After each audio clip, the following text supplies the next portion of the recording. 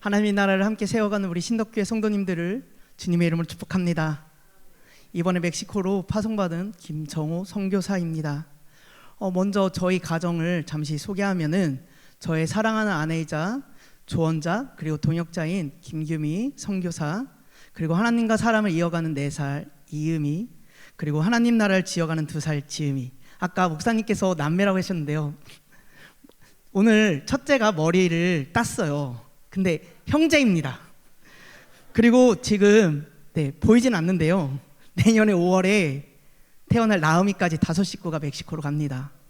근데 사실 나음이는요, 하나님께서 주신 선물이에요. 왜냐하면 저희가 이미 물리적으로, 아시는 분은 아시겠지만 남자의 물리적으로 끝났습니다. 첫 둘째가 끝나고 나서 저는 수술을 했어요. 그럼에도 불구하고 하나님께서 주신 선물인 줄 저는 믿습니다. 하나님께서 저희 가정을 외롭지 않고, 저희 자녀들을 외롭지 않고, 또한 한 형제를, 한 지체를 더 붙여주셔가지고 5 식구가 화목하게 멕시코에서 선교활동하라고 보내주신 선물인 줄 저는 믿습니다. 저는 선교에 헌신하게 된 것은 저를 하나님께서 선교의 끈으로 이어가셨다라고 믿습니다. 하나님께서는 저의 삶을 선교의 끈으로 이어가셨습니다. 하나님은 한 번도 그 선교의 끈을 끊지 않으시고 저를 계속해서 선교의 삶으로 초대하셨습니다. 어떻게 초대하셨냐면은 단기 선교를 통해 가지고 제가 다녀온 나라, 밟아본 땅, 그리고 저와 함께 했던 선교사님을 기억하게 하시고 기도하게 하셨습니다. 그리고 선교주와 선교사님에 대한 마음에 부담을 갖게 하셨습니다. 그리고 그 부담은 그냥 끝나지 않고 기도하고 계속해서 관심을 갖고 또 안부와 함께 동역자로 세워졌습니다. 여러분, 여기서 중요한 게 있어요. 누구와 함께 하느냐가 참 중요해요. 내가 누구와 인연을 맺고 누구와 함께 하느냐.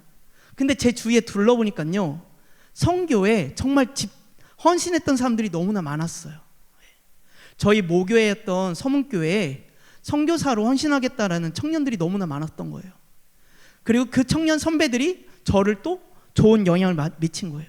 지금 신덕교회가 이제 97년의 역사를 달려가고 있습니다. 이런 선순환이 우리 교회 가운데 흘러넘치기를 축복합니다. 우리 신덕교회 많은 목회자가 나오고 많은 선교사로서 헌신하고 또 함께 보내는 선교사로서 가는 선교사로서 이 자리 가운데서 흘러넘치기를 축복합니다. 그러던 중 하루는 기도하는 중에 하나님께서 사도행전 16장 9절 말씀을 저에게 들려주셨습니다. 우리 함께 같이 읽어볼까요? 시작.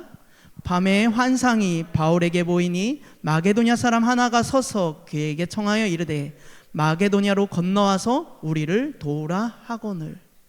여기서 중요한 건요, 우리를 도우라 하거늘입니다. 여러분, 선교헌신 예배 그리고 선교 집회 보면요, 단골로 나오는 본문이에요. 그럼에도 불구하고 이 말씀이 어느 날 기도하는데 저에게 너무나 크게 들려왔던 거예요. 와서 우리를 도우라. 하나님, 저 말고 다른 사람이 가서 도울 수 있을 거예요. 왜 굳이 저 해야 돼요? 저는 아닌 것 같아요. 아직 자녀도 어리고 아내와 함께 맞춰가야 될 것들이 너무나 많아요. 저는 아닌 것 같아요 라고 기도했습니다. 하나님은 하지만 때마다 말씀을 통해서, 사람들을 통해서, 또한 기도의 편지를 통해서 이 말씀을 기억하게 하셨습니다. 결국 저는 하나님 말씀의 부르심으로 믿고 순종하고 결단했습니다. 그것이 작년 12월 마지막이었어요. 그리고 하나님께서 저에게 주신 말씀이 사도행전 16장 10절 말씀이었습니다. 함께 같이 읽어볼까요? 시작.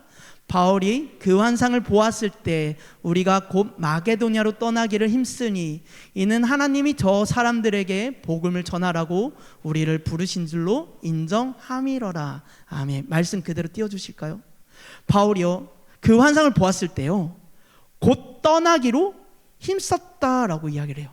곧, 우물쭈물하지 않고 곧바로 실행했다라는 것이에요.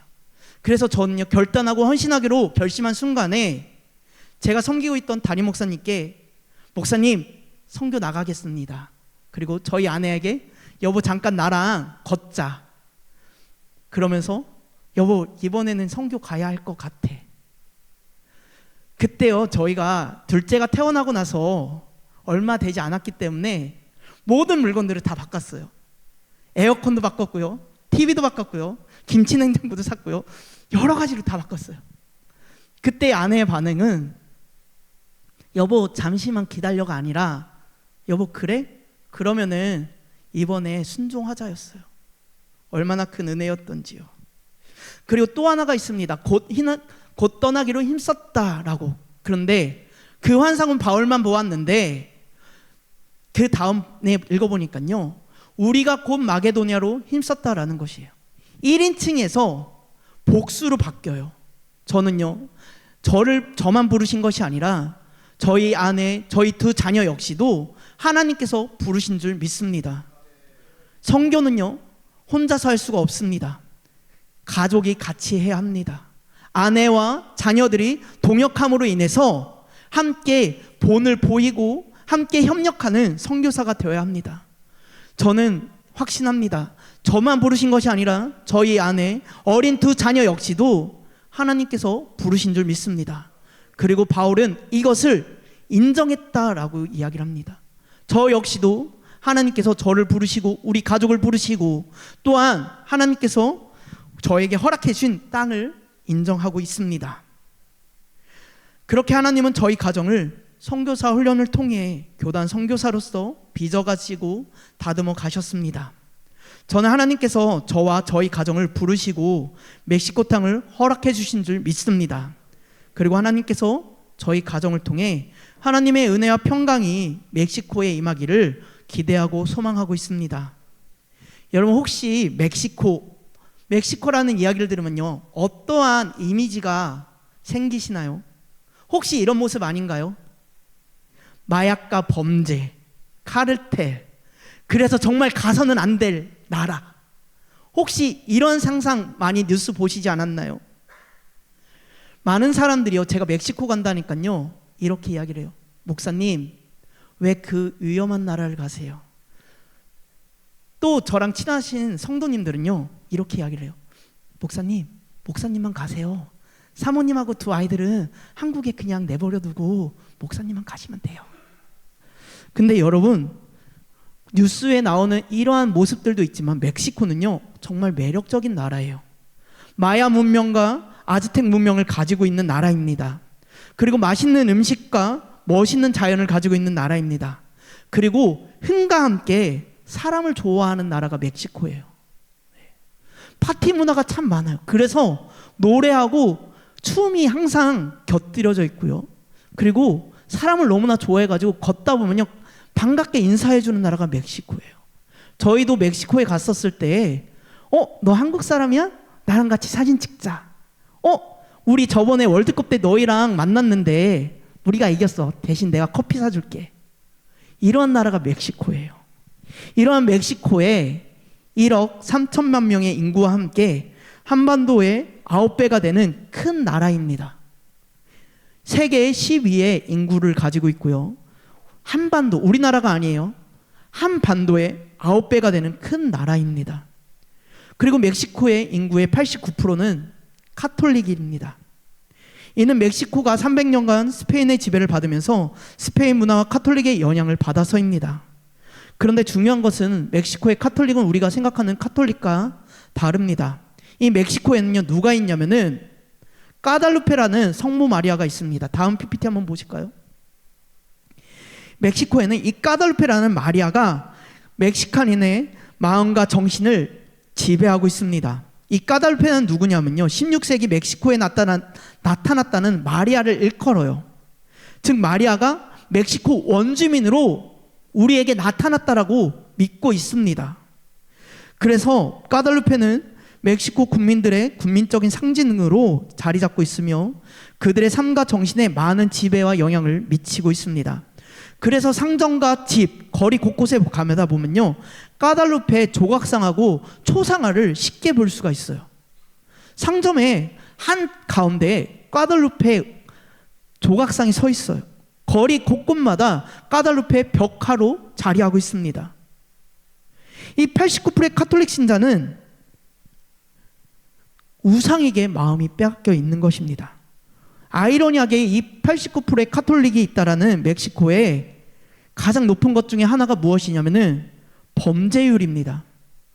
아이러니하게도 범죄율이 높고요, 위험한 국가로 항상 높은 순위에 있습니다. 여러분 아시다시피 멕시코의 주된 범죄 중 하나는요, 마약입니다. 마약. 멕시코는 마약 시장의 공급처이자 수유처입니다. 마약과 공급, 수유가 이루어지다 보니 범죄 조직 외에 일반 시민들도요, 쉽게 범죄에 노출되어 있습니다. 그래서 마약 중독과 함께 마약 범죄 단체에 가입되어 있는 사람들도 너무나 많아요. 이들은 자신들의 미래와 희망을요, 마약에 의존하고 있는 것이에요. 그리고 멕시코에 또 다른 특징 중에 하나가 있어요. 다음 페이지 한번 볼까요? 멕시코의 특징 중에 하나는요, 급여 체계가 우리나라와 다른 급여 체계를 가지고 있습니다. 여러분 우리나라의 급여 체계는요, 연봉제 혹은 월급제라고 해가지고 매달 정해진 월급을 받습니다. 그런데 멕시코는요, 주급제예요. 그 주에 일한 것을 주말에 받습니다. 멕시코 대부분의 사람은 주급을요, 모으기보다는 주급을 받으면 그 주말에 다 씁니다. 그 이유가 있습니다. 첫 번째는 은행에 맡기기에는 적은 돈이라고 생각을 해요. 여러분 목돈이 클까요? 아니면 한 주에 받은 그 돈이 클까요? 목돈이죠. 근데 한 주에 받은 그 돈이 얼마 되지가 않아요. 그러니 모으기보다는 쓰는 것에 유흥에 집중합니다. 또 하나는 은행하고 정부를 신뢰하지를 못해요. 언제 은행이 없어질지, 언제 은행에 있던 내 계좌에 돈이 빠져나갈지 기관과 정부를 신뢰하지를 못하니까는 그 돈을 그 주말에 다 탕진을 합니다. 우상에게 마음을 빼앗기고 마약과 범죄, 불신으로 인해 미래와 희망을 빼앗긴 멕시코에 예수 그리스도의 복음이 절실히 필요합니다. 여호와의 샬롬이 필요합니다. 여러분 하나님의 마음은요, 우리가 하나님의 여호와 샬롬을 누리기를 원하신다라는 것이죠. 저는 멕시코 가운데 이러한 여호와 샬롬이 임하기를 기대하고 소망하고 있습니다. 이를 위해 저희는요, 3가지 사역을 비전을 가지고 기도하고 있습니다. 먼저는 신앙, 가정, 공동체 세우기 운동입니다. 멕시코에 보면요, 무너진 가정을 어렵지 않게 볼 수 있습니다. 대부분 이른 나이에 임신과 결혼, 이혼을 합니다. 이는 대부분 학력이 중학교, 고등학교 졸업으로 끝나면서 무엇으로 이어지냐면요, 동거와 결혼으로 이어지는 경우가 너무나 많아요. 쉽게 동거하고요, 쉽게 결혼합니다. 그러다 보니까는 또 쉽게 헤어집니다.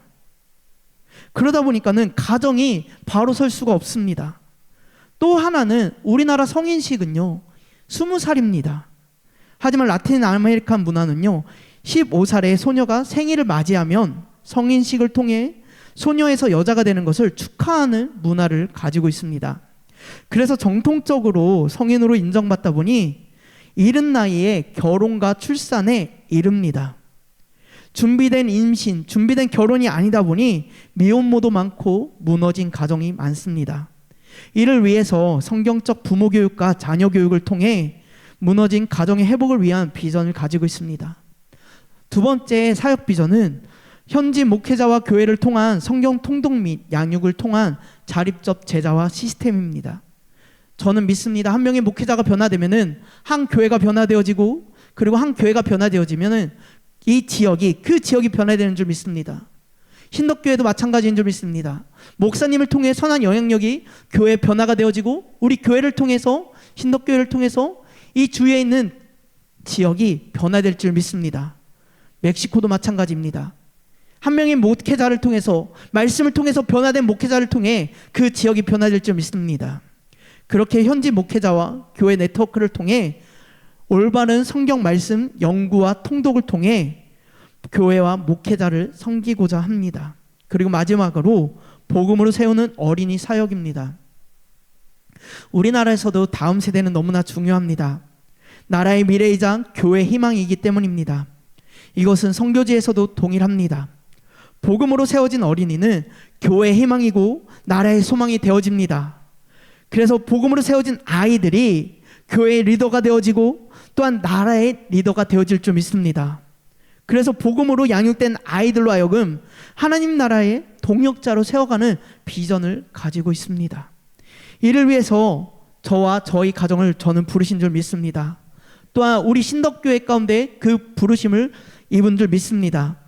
어떤 이는 가는 선교사로, 또 어떤 이는 보내는 선교사로, 하지만 중요한 것은 하나님께서는 교회와 믿는 자로 하여금 이 모든 일을 이뤄가신 줄 믿습니다. 여러분, 기억나실 때마다 저희 가정을 위해서, 또한 저희 사역을 위해서 이렇게 기도해 주시면 감사하겠습니다. 저희 가정이 하나님의 부르심과 인도하심을 날마다 기억하며 하나님을 따라 멕시코를 깊이 사랑하며, 또한 언어 훈련과 문화 적응에 지혜를 주시고 기도의 동역자들을 붙여주시고 영적 전쟁터에서 승리로 이끄시는 주님을 바라보게 하여 주시옵소서. 또한 적재적소에서 하나님의 공급하심을 경험하며 온 가족이 영육이 강건하며 영혼의 충만함으로 자족하는 저희 가정, 저희 사역이 될 수 있도록 함께 동역해 주시고 함께 기도해 주시길 부탁드리겠습니다. 감사합니다.